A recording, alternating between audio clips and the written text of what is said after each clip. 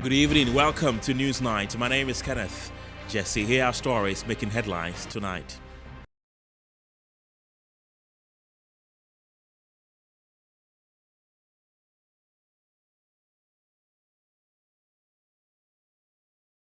Of the Customs Staff Association punch holes in the OSP report implicating officials for their involvement in corrupt practices involving LaBianca Company Limited.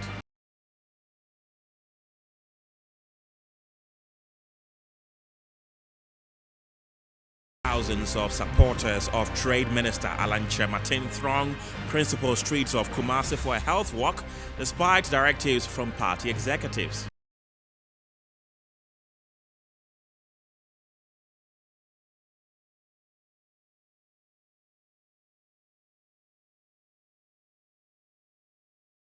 And later, we'll take you to the United States, where a man suspected of attacking and seriously wounding author Salman Rushdie charged with attempted murder.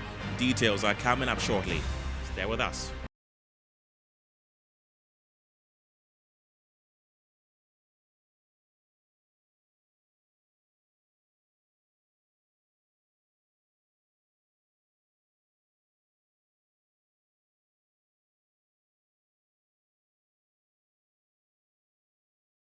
Thank you very much for joining us tonight. Now, members of the Customs Staff Association have backed their boss, Colonel Retired Kojo Damoah, who earlier this week hit back at the special prosecutor for implicating his office in acts of corruption involving LaBianca Company Limited. According to the staff, the special prosecutor's report was misconceived and technically flawed. Here are excerpts of the statement. And it says the management of the Customs Division and the leadership of the Customs Staff Association have noted with consternation media reports making round on some online platforms about the imminent shakeup at the hierarchy of the GRA aimed at replacing Reverend Dr. Mishadai Owusu Amoah and Colonel Kojo Damoah Retired, Commissioner General and Commissioner of Customs, respectively. The timing of these publications is particularly distractive and worrying as it coincides with the management retreat of the Customs Division in Kumasi aimed at strategizing and adopting measures to exceed this year's annual revenue target of 20.6 billion Ghana cedis.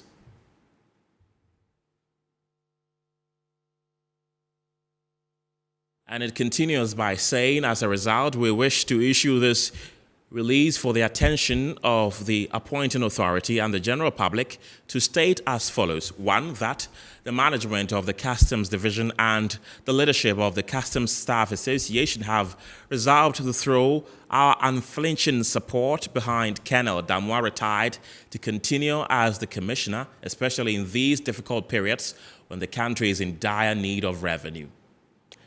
Two, that Colonel Kojo Damoah's tenure as Commissioner has seen considerable improvement in the performance of the Customs Division, and this has led to the achievement of the annual revenue targets from the year 2020 to date, with the division exceeding its target for the year 2021. Three, that the investigative report of the Office of the Special Prosecutor dated 3rd August 2022 on LaBianca Group of Companies in relation to customs valuation is misconceived, and same is born out of the misconception of benchmark values as a method of valuation rather than a risk management tool. This is inconsistent with the World Trade Organization's rules on customs valuation and Section 67 of the Customs Act 2015, Act 891. We therefore contend that the use of a risk assessment tool like the benchmark values to draw such conclusion is technically flawed. So the statement goes on and on.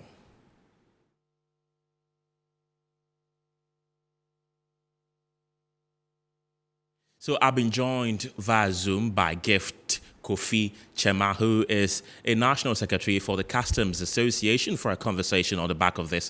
Thank you very much for joining me tonight. Now, the OSP has stated a clear case of LaBianca violating the law based on evidence, so much so that 1 million Ghana cedis was retrieved. Yet, you disagree. Justify your position.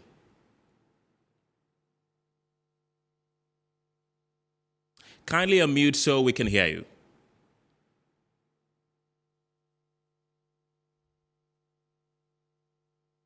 Hello, Gift. Can you hear me?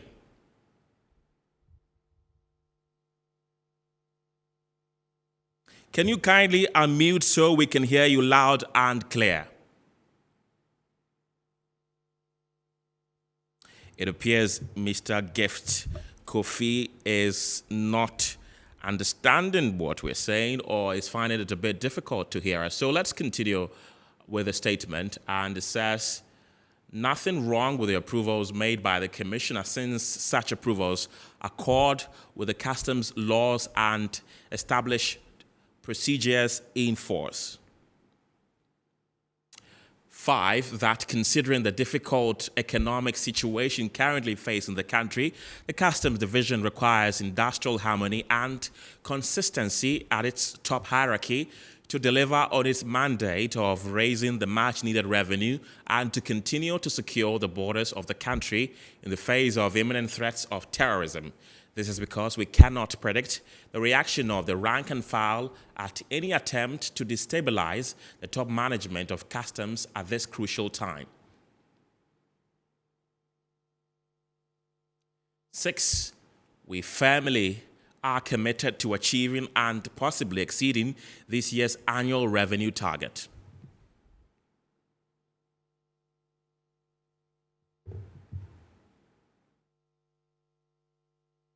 Let's go back onto the phone lines and speak to a rep from the Customs Service. A Gift, I believe you can hear me now. Good evening. Welcome to the show. I was asking you that the OSP has stated a clear case of La Bianca violating the law based on evidence, so much so that over 1 million Ghana cedis was retrieved. Yet your outfit disagree with them. Can you justify your position on this?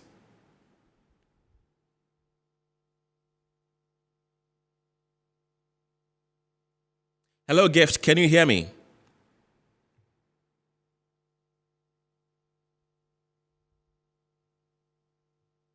Right, we are finding it quite difficult to interact with Gift Kofi Chema with the Customs Service. We'll try and reconnect with him to tell us more about why they think that their boss, Kojo Damwa, is innocent in the La Bianca case. You're still watching Newsnight here on Metro Television. The bulletin is live on DSTV channel 277. We're also live on Facebook at Metro TV Ghana, live on Twitter at Metro TVGH. You can join the conversation. Tell us what you think about the stories we've shared with you so far. We're still trying to connect with Gift to tell us more about why they think their boss is innocent. I understand we have him back on the line. Can you hear me now?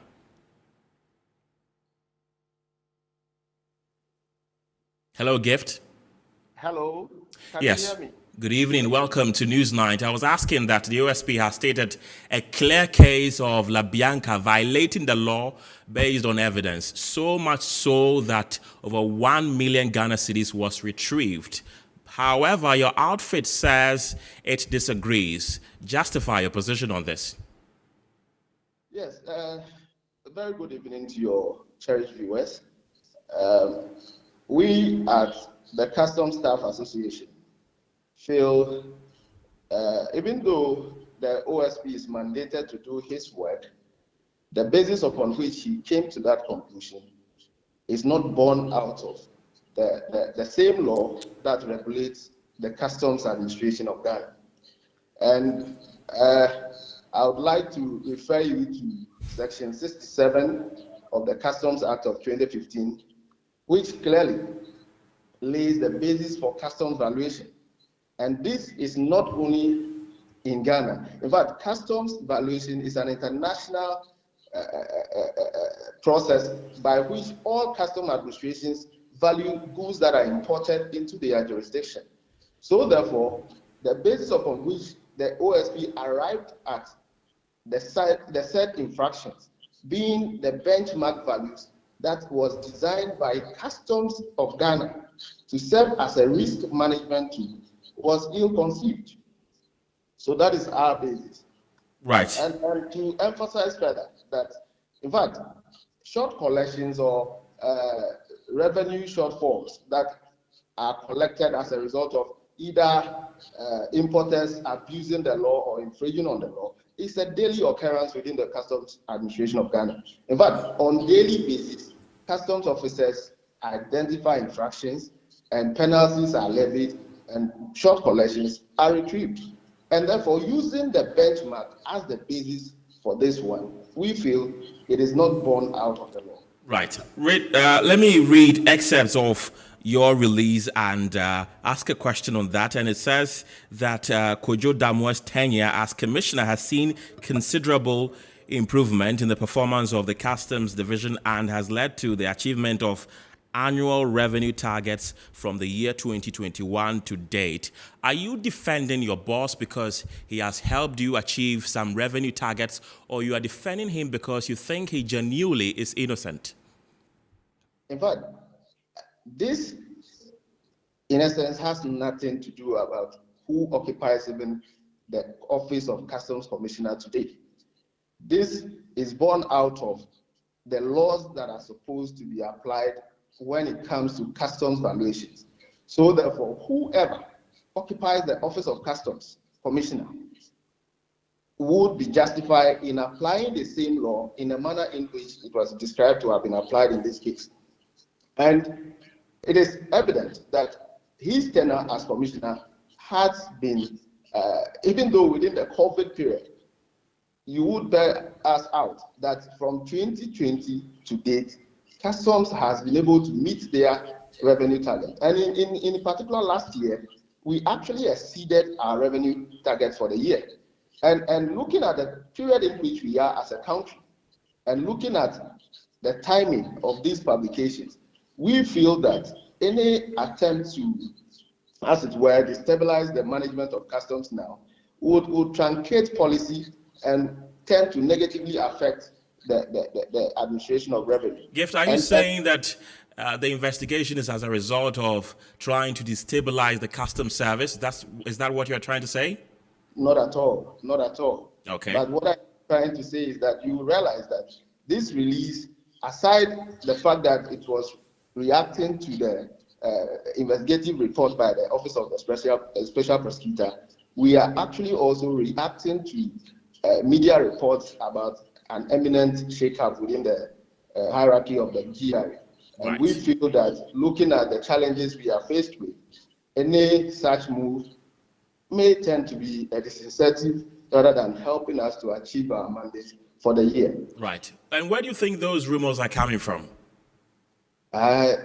Really, that we cannot speak to, aside what we have seen on the various media platforms. Right. Let's go back to the LaBianca debate, because many believe that Colonel Damoah did not act in good faith when he resorted to use a platform that was meant to be a retreat, as you put it, to call the special prosecutor names like Small Boy and co. Couldn't he have gone ahead to state his position without necessarily calling him out like that?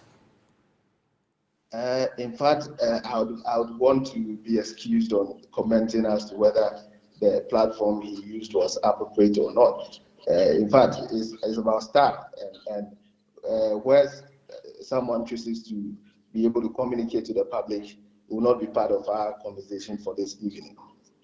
Right. And you say that the publication about Amisha Dai and Kojo Damoah being reshuffled or being removed from the customs service is not true. If it is not true, why then are you worried? No, in fact, we are actually saying that if it is indeed true, that is what the statement is saying. We cannot speak to whether it is true or not. It's been carried on media platforms. And we are actually, as a preemptive advice, saying that if it is indeed true, that should be looked at again, because we are fully committed to achieving our mandate as a revenue agency.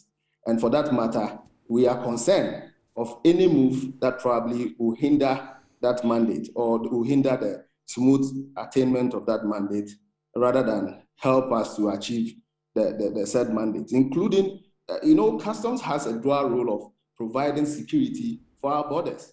And I wish You probably were at a retreat yesterday when this news began to trickle in, and the mood in the editorial. So we are concerned that this may end up dampening the spirit, demoralizing officers across the country, and hinder our goal of achieving this year's target and possibly exceed it. Right. Gift, Kofi Chama, thank you very much for speaking to us tonight. Let's take you to the Ashanti region now, where hundreds of supporters of Trade Minister Alan Kyerematen on Saturday defied party orders to stage what they called a health walk dubbed a Druoso. Despite caution from party executives against the supposed health walk, the pro-Alan supporters went ahead to organize the walk, which was highly patronized. The party is against open or covert campaigns ahead of the opening of nominations for the flag bearership position. The walk was, however, in sharp contrast with the party's dictates. It's Alan's turn. 2007, everybody was saying, no. 2007, former President Kufuor was strongly behind Alan Kyerematen, and then whip government appointees online. But party says, no, it's Akufo-Addo's turn. So why the jump? Are you getting it? So it's Alan Kyerematen's turn, and we are supporting him. Me, everybody knows, I've declared my support for Alan long ago, and nobody can coerce me to rescind my decision. Are you getting it? That's me. So everywhere I hear Alan group doing anything, I will go and support them. I'm well above, overwhelmed to see this Asantuma project going on. Unfortunately, we are hearing that some leaders of the party are kicking against the Ashanti project, and they said they will kill it. But today, Asantuma has spoken, Asantuma will speak, and Asantuma will determine the breaking of faith with Alan Kojo Kyerematen as our leader for the contest in 2024. What do you mean by Ashanti project? Oh, we are in the party. We have our intel. We have some leading members in the party here, in Ashanti region here, who are kicking against Alan Kojo Kyerematen becoming the leader of the party in the 2024 presidential primaries. But we are telling them that it is not only the party faithful that are galvanizing support for Alan Kyerematen, but the whole Asantuma has spoken. Quite recently, we heard the chairman of the party in the region saying that the polling station executive wants to bring a certain candidate. But here, Alan is not looking at the polling station executive. He is looking at the core citizens in the country to lead. And the citizens have spoken. Nana Boakye Nana has been in this party. He was a youth organizer. At that time that he was a youth organizer, he was endorsing the candidates on radio stations and television stations. Recently, right after the regional congress, regional elections, we have seen regional chairman, regional executive trooping into the Flagstaff House, Jubilee House, to visit a potential candidate. Nana Boakye has been a party executive, Nana B. He said nothing about it. Even right after this national conference, we saw our national women organizer, KJMFU, organizing all regional women organizers to Jubilee House to visit a particular candidate. Nobody said anything about it. But he had the audacity to speak on radio. He got the nerve to speak on radio and TV, telling us if this work goes on, they are going to deal with the person whom we are working with. Recently, we saw the Tafu MP, Ekwasefua, on TV, endorsing the candidate. We have seen my own MP, Honorable Machopoku Pempe, endorsing the candidate on Peace FM. We have seen many people endorsing candidates. What have they said? Nothing. But there is a work, and I can confirm to you because I'm one of the organizers. Honorable Alan Kyerematen never supported this work. In fact, he told us to stop this work. We respected Honorable Alan Kyerematen, but we told him we respect him, but we are not stopping the work.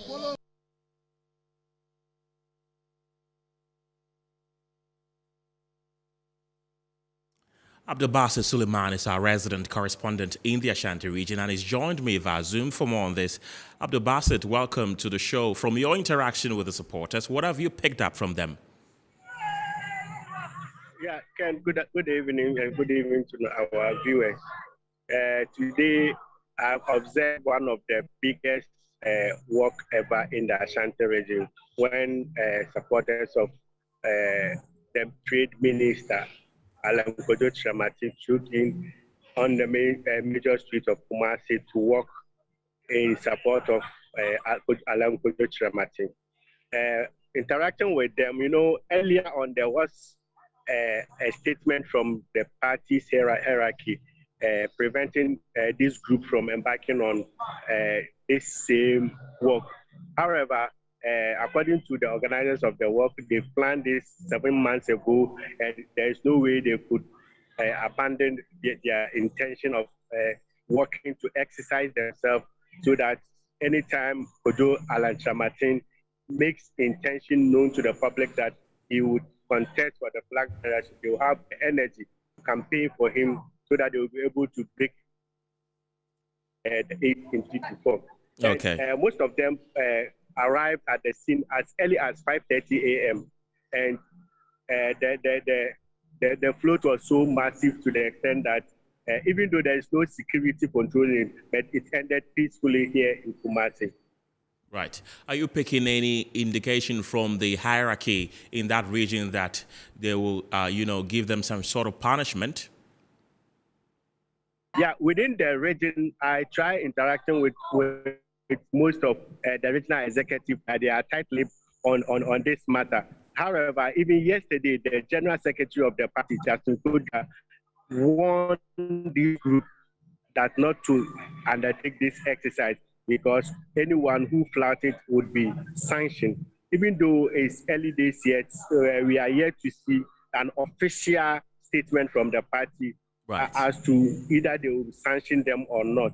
Right. Because he made it verbally. So we are waiting to see if indeed, because now they have flouted it, we are yet to see if indeed they walk the talk and sanction this group. Right. And are you also picking any signal that other groups like supporters of Bawumia, Kennedy Agyapong, and so are likely to follow suit? Yes, we've not heard of anything yet, but I will not be surprised if any of them also take clue from this, what happened today, they also decided to come out in their numbers to show love or support to their various candidates. I will not be surprised at all. Right. That also would depend on what the executive will do. I think that there should be a stakeholder engagement among the executives of the ruling party to come out with a roadmap. Other than that, these things will continue to happen within the system, within the party. So it depends on what will happen after this defilement. We are waiting to see the action they will take. If no action is taken, then it's likely that other groups will also come out and do same. Right. Abdul Basit Suleiman, thank you very much for speaking to us tonight. We are trying to get response from a former Deputy General Secretary of the New Patriotic Party, but we have so far been unsuccessful. You're still watching Newsnight here on Metro Television. Return shortly from the break with more. Stay tuned.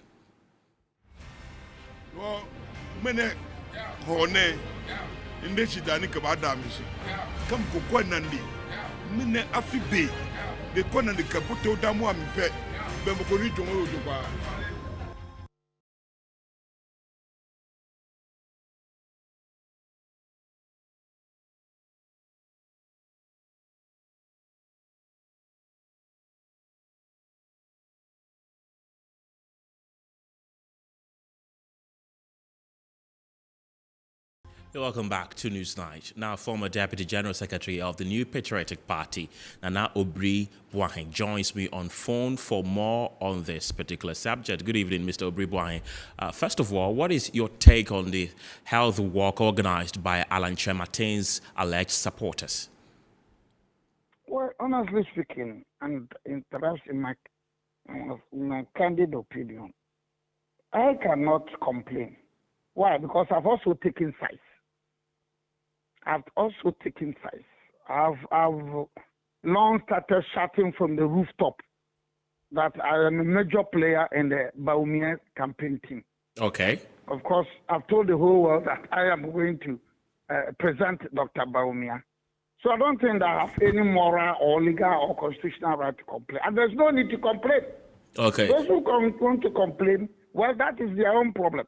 Because you see, what happened today is a health walk by individuals who are sympathizers of Mr. Kojo Alan Kyerematen. Honestly speaking, there's nothing wrong. So, Honestly speaking, there's nothing wrong about that. okay, so this, as Yeah, you said, my is your candid opinion. There's nothing wrong about that. right. So this is your personal opinion, as you've rightly stated. Yeah, But that is my personal opinion. let's talk about the party's opinion or the I party's don't speak position. for the party. I don't hold brief for the party. I'm not a spokesperson for the party. Right, but you have been a rep of the party before, so I believe you know very much about your constitution. Does it breach your party's constitution? Never mind. As far as I'm concerned, and in my personal opinion, I call it as dramatization of politics. Right, and I'm trying to find out if so it I don't breaches the think party's any constitution. moral or legal right to complain, because very soon I also hit the ground running. I also very soon hit the ground running. And nobody can tell me to stop. Any possible sanction on this group? You think Never they can be mind. sanctioned? Never mind. We are all part and parcel of the New Patriotic Party.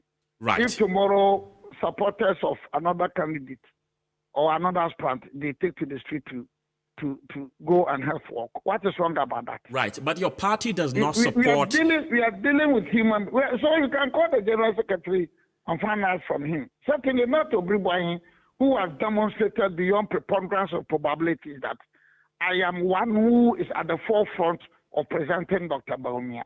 So what moral, legal right do I have even to complain? I'll even cheer them up. I'll congratulate them.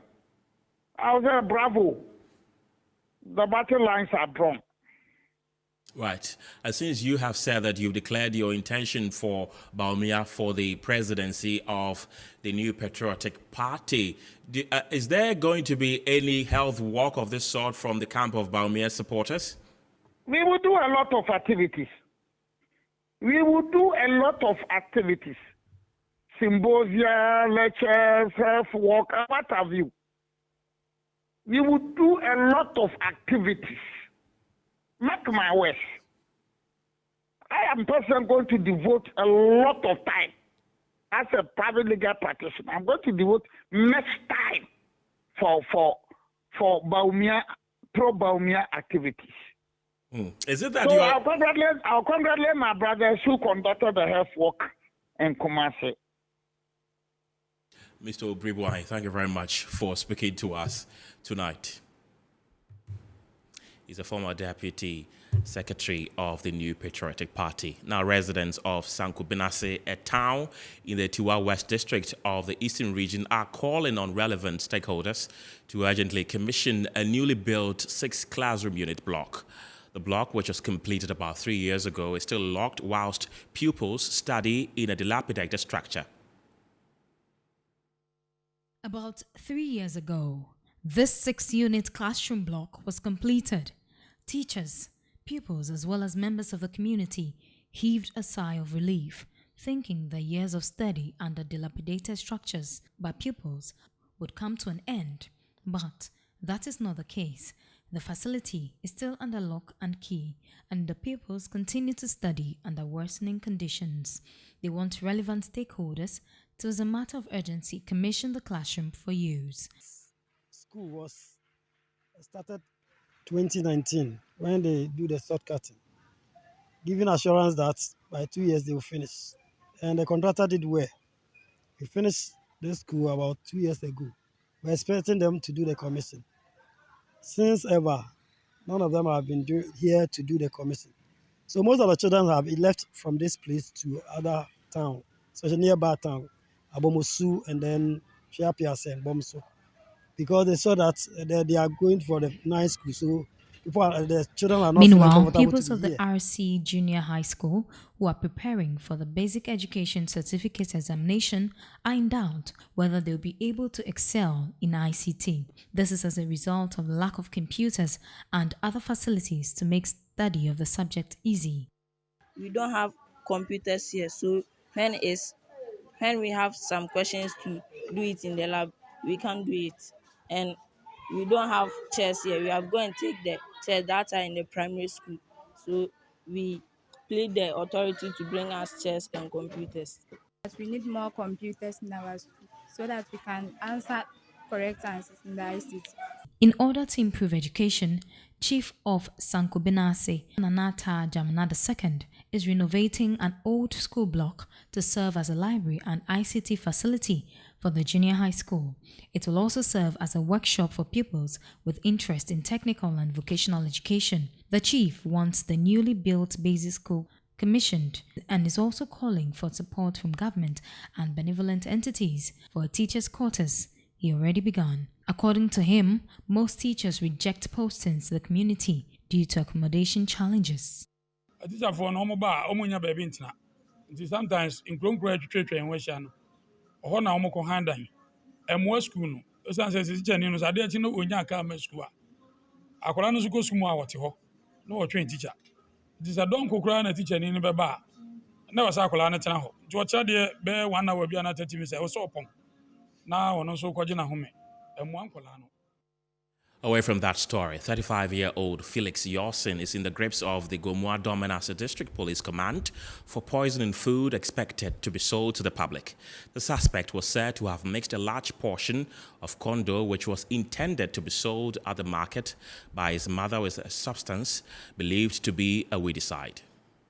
The suspect was arrested following a formal complaint to the police by his mother upon sensing danger. According to reports, the mother found an empty container of a substance believed to be weedicide beside the condo. She later detected a foul smell when mixing the dough, prompting her to make the report. Felix Yosin, upon his arrest, confessed to the police that he intended to poison the entire community through the act. Some residents of the community have been expressing sentiments about the situation. Several people would have been affected. There should be prescribed punishments for people who intend committing such acts. The law should take its course. He must be punished accordingly.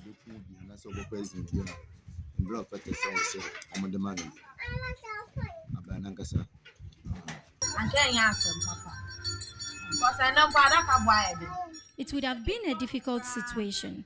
Prices of coffins have even increased these days. Several people would have died, so he must be punished. The police is investigating the case. Now, viewer discretion is advised for this next story as a 46-year-old man, Kofi Atta, is battling for his life after he mysteriously cut his genitals while asleep. The man is currently on admission at the St. Francis Xavier Hospital in Asinfosu. Ajwa Kunedu, her husband had dreamt of slaughtering a goat, only to wake up in a pool of blood and realized he had rather cut his genitals. The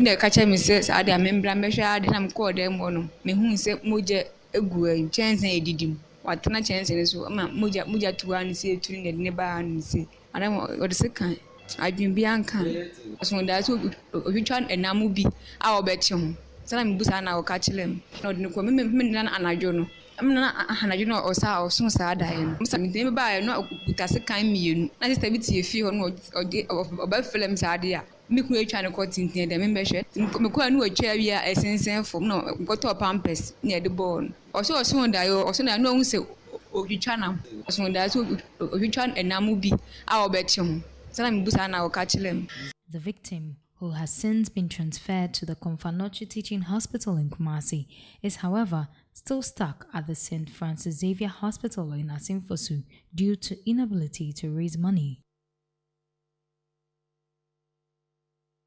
It's that time of the year when family and friends pour onto the streets of the old city of Gamashi, sprinkling the traditional popoi. At Jamestown, dignitaries flooded the palace of the Gbese Manche to celebrate with a revered traditional leader. The Vice President, Dr. Baumia, former President John Dramani Mahama, and the National Chief Imam were all present.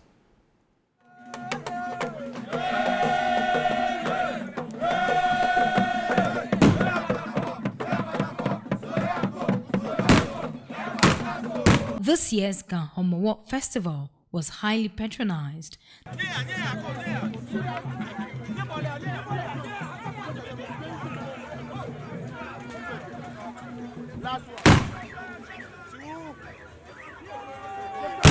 The sprinkling of pukwe by chiefs was accompanied by screams from both the young and old.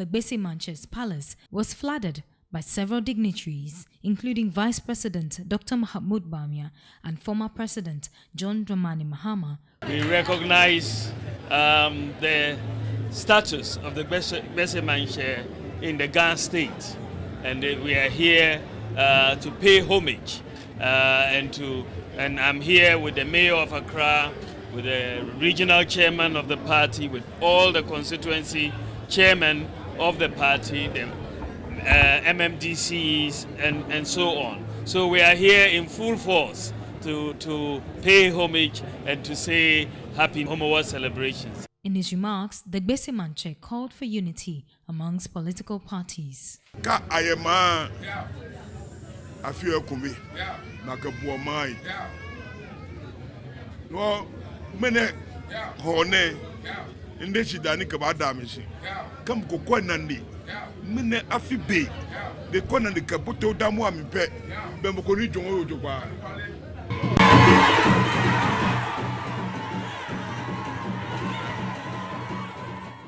Don't go anywhere because we have more stories coming up after the break.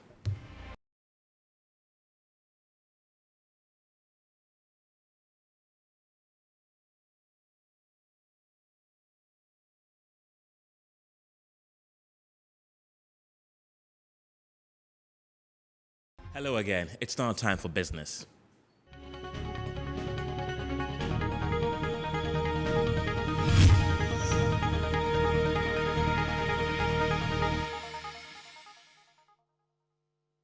In business tonight, the MP for Cape Coast South constituency, Ricketts Hagen, is raising doubts over the possibility of a successful IMF bailout due to the continuous downgrade of the Ghanaian economy by international rating agencies. Does not lend to countries that have debt that are not sustainable. Oh, wow. So if the analysis is done, when the IMF came and I sat in one of their meetings when they were in Parliament, and we asked them, you are here, presumably, Ghana's debt is unsustainable. Diplomatic answer is, we can't actually tell you that. The same IMF, who said that this country has a higher debt risk, few months before, is saying, we can't tell you that your debt are not sustainable until we have actually done debt sustainability analysis. And then after that debt sustainability analysis is done, that is the diagnosis, then we may ask you to restructure. And then when you start restructuring, at some stage, obviously you can't finish all the restructuring before you get into a program. So they've got to determine somewhere within the restructuring that you have done enough for a program to start. Now, the bigger problem we have at the moment is these rating agencies. And if we don't pay attention, this is where we're basically going to be destroyed from. When you go back, and I don't want to make it too long, there is a historic stuff here we need to look at. When you go back, we started, look, these institutions, your financial analyst was trying to break it down for us to understand. We hear all this Standard & Poor's, Fitch, Moody's. Who are they? Standard & Poor's, they've been around for a long time. It's the oldest, almost about 165 years. You have Fitch, over 100 years. You have Moody's, another 100 years. They've been around for a long time. They are the three biggest rating agencies in the world. There are other smaller ones. These are the ones that may give you credibility or not. Meanwhile, government spokesperson on security and governance, Pargrave Boachidankwa, says government has already taken steps to cut down on expenditure through the digitalization drive currently being spearheaded by Vice President Dr. Bawumia. This is some very difficult times for us as a government, and we appreciate the feedback that we have received from these ratings.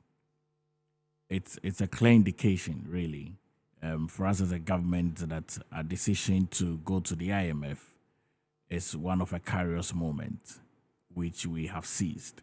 One of the things that I recall the president stating was that a number of the measures that the finance minister and even our government was going to roll out were going to be very difficult for the Ghanaian people. And I think that these ratings also appreciate the impact of COVID-19 and also the impact of the Russia invasion into Ukraine. The Ghana cedi has depreciated by more than 30% since the beginning of the year. And according to the president of the Africa Investment Group, Dr. Sam Ankrah, it is high time the central bank paired the cedi to the dollar to stabilize the rate of depreciation of the local currency. Exceeding supply, and this issue would be ongoing if proper steps have not been taken to address the issue. So what I'm suggesting is this: stop the artificial pumping of dollars into the economy, allow the free fall for a bit. Let's get to say $1 to 10 cedis. At that point, let's come together as a country, have a collective decision, peg the cedi to the dollar at that rate for a period of while.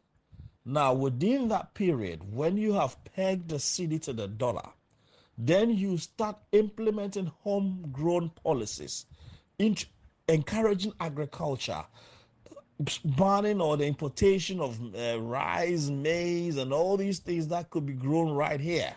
Then you start looking at all these electronic gadgets like the fridges and all these things have given incentives to companies to come and assemble here or produce locally.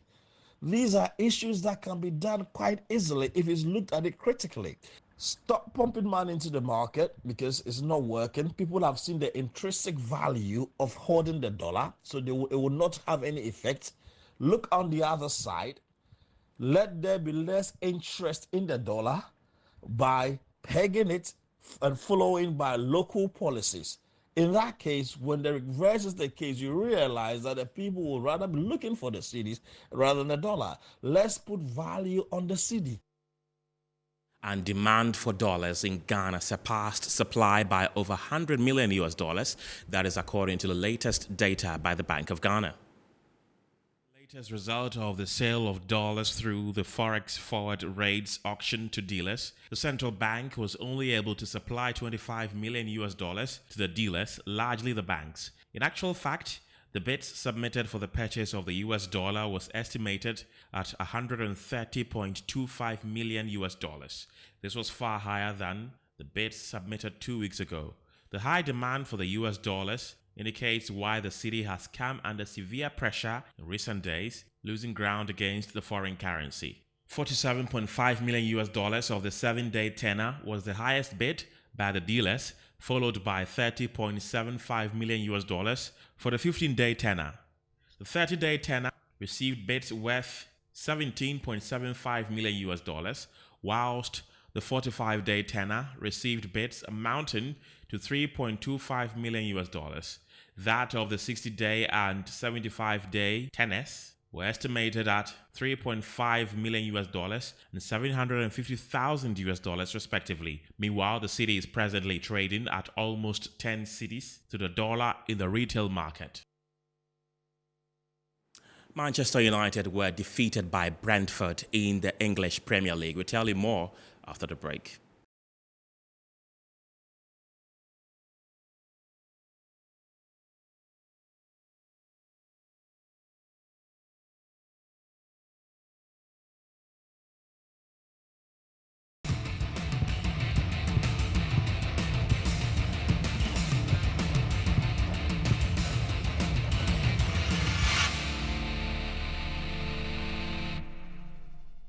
In sports tonight, Nagod FC came from behind to beat Port City FC by 2-1 in the Division 2 playoff at the Accra Sports Stadium.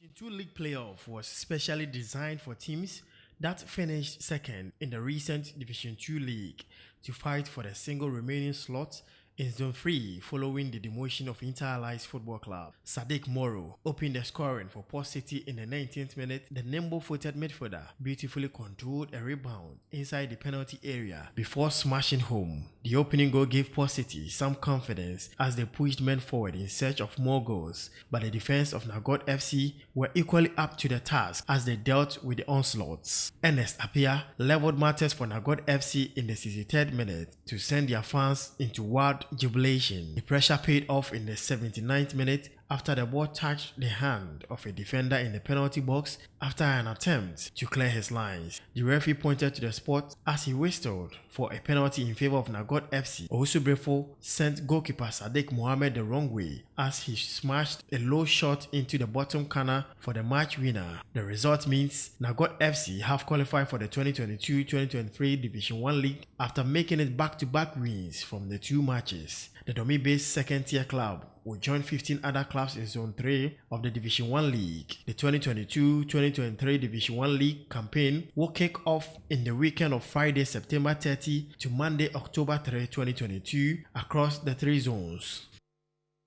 Let's look at the other results from the Premier League. Aston Villa beat Everton by 2-1. Southampton and Leeds played a 2-2 draw. Arsenal won against Leicester City by 4-2. Brighton and Newcastle United played a goalless draw. Man City beat Bournemouth by 4-0. Wolverhampton Wanderers and Fulham also played a goalless draw. Brentford beat Manchester United by 4-0. Nottingham Forest and West Ham United are yet to play. They play tomorrow, Sunday, 13th August. And Chelsea also play Tottenham Hotspurs tomorrow as well. Liverpool plays Crystal Palace tomorrow as well. Entertainment news is next.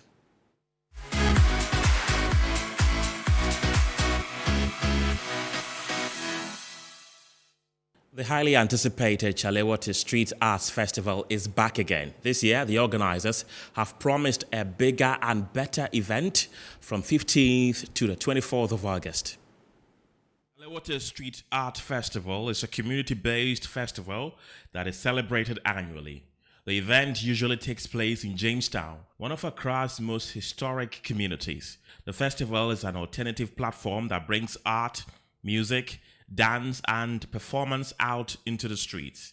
The festival targets local and international artists. Since 2011, Chalewote has included street painting, graffiti murals, photography, theater, interactive art installations, live street performances, extreme sports, film shows, and others. An organizer for the festival, Manche Ayikwe, said after halting for 3 years due to COVID-19, the festival is coming back in a grand style this year. Every year we work also through the Ministry of Tourism, the Ghana Tourism Authority, and the AMA. We work with the Ghana Police Service to ensure security within the festival perimeter. Well, there will certainly be performances and art installations that the city and the continent hasn't seen before. So come out and see it. From the 12th to the 21st of August, our big activities start from Monday the 15th. Our opening, the grand opening will be at Brazil House on High Street. From Tuesday to Friday, there are labs and salons with artists and filmmakers and writers sharing work and knowledge. And then over the weekend, that's like the big exhibition openings and performances on High Street. Wedding bells, wedding bells, wedding bells. As our very own Bridget Otu, who is a presenter here at Metro TV, got married earlier today in a colorful ceremony at Takoradi in the Western region. Here are excerpts from the event.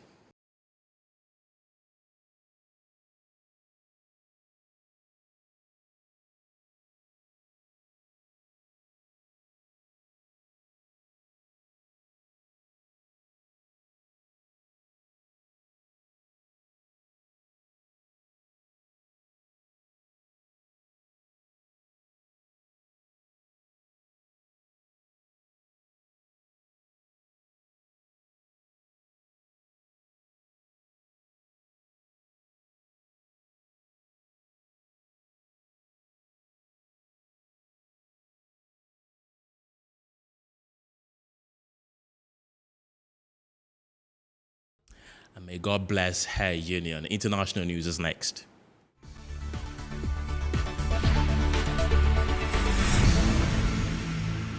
Burkina Faso's army will deploy a new strategy to push back jihadist insurgents and recapture lost territory, the defense minister said on Friday. The landlocked Sahel state is in the grip of a 7-year-old insurgency that has claimed more than 2,000 lives and forced some 1.9 million people to leave their homes. One man died and at least 40 others were injured when high winds caused parts of a stage to collapse at a festival in Spain early on Saturday. Footage showed some festival goers running in panic, while others are seen continuing to party at an event in the south of Valencia. The popular Medusa Festival of electronic music was later suspended. Ukraine says it has taken out another bridge that is vital for Russian forces occupying the southern Kherson region. It says the bridge on the dam at Nova Kakhovka, which it has attacked before, is now impassable. The claim has not been independently verified. It comes just weeks after the key Antonivsky Bridge was put out of action by Ukrainian forces. The man suspected of stabbing Salman Rushdie at an event in the United States on Friday has been charged with attempted murder. Hadi Matar, who is 24 years, has appeared in court and has been remanded without bail, the prosecutor has said. Matar ran onto the stage and attacked Mr. Rushdie and an interviewer at the event in Western New York. The award-winning writer is in a critical condition.